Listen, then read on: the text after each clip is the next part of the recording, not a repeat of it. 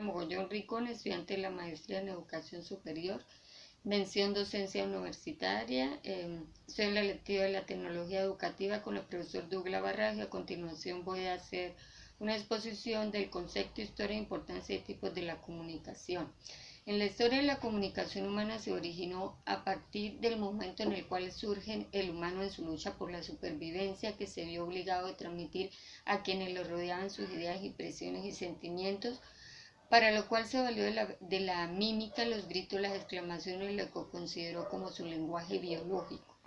Luego surgió el lenguaje hablado y las manifestaciones pictóricas, aparecen las pinturas, el rupestre, los jeroglíficos, logrando así el hombre por primera vez expresar su pensamiento de un modo gráfico. Es importante destacar que el pensamiento humano ha evolucionado, tornándose cada vez más complejo y diverso, acorde a este y como representación del mismo. Su expresión gráfica ha sufrido una evolución similar a lo largo de la historia. Se ha pasado de las primeras figuras simples y esquemáticas que reproducen la realidad más cercana de sus creadores a las complejas composiciones de hoy, inspiradas en todo tipo de temas.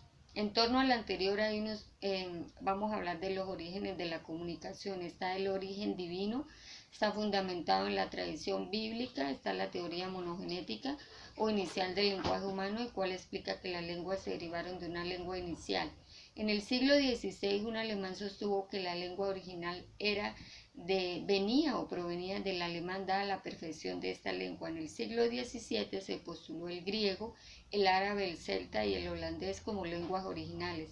A partir del siglo XVIII, el origen acústico de la lengua humana, surgen los gritos, los ruidos y los sonidos, cuando Jean-Jacques Rousseau adelantó la tesis de que ésta se había originado en aquellas expresiones emotivas del hombre, causadas por el dolor, la sorpresa, el miedo, el placer o la rabia. En 1769 fue postulada la teoría del lenguaje humano como facultad innata o inteligencia humana por el filósofo alemán Johann Herder, quien afirmó que la habilidad humana del lenguaje era innata y que el lenguaje y el pensamiento eran inseparables, ya que la necesidad de razonar permitió el proceso de la comunicación.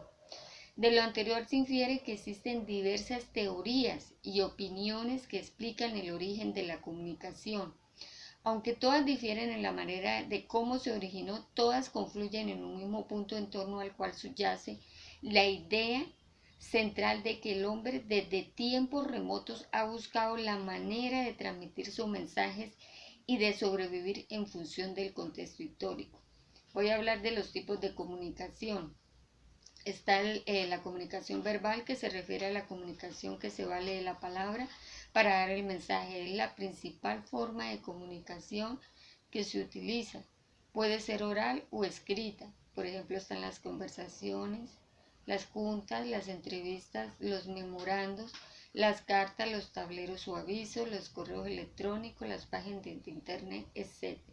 Está la comunicación oral, que es más rápida, existe una retroalimentación, proporciona mayor cantidad de información en menos tiempo. Está la comunicación escrita, que existe un registro de la comunicación permanente, tangible y verificable. El contenido del mensaje es más riguroso y claro. Está la comunicación no verbal, que podemos comunicar sin pronunciar palabras, sin escribir cosa alguna. Las acciones son actividades de comunicación no verbal que tienen igual importancia que la palabra y las ilustraciones. Puede ser por medio del movimiento corporal, la postura, los gestos, los ademanes. Puede ser por medio del movimiento y la proxémica, que es el uso de los espacios físicos.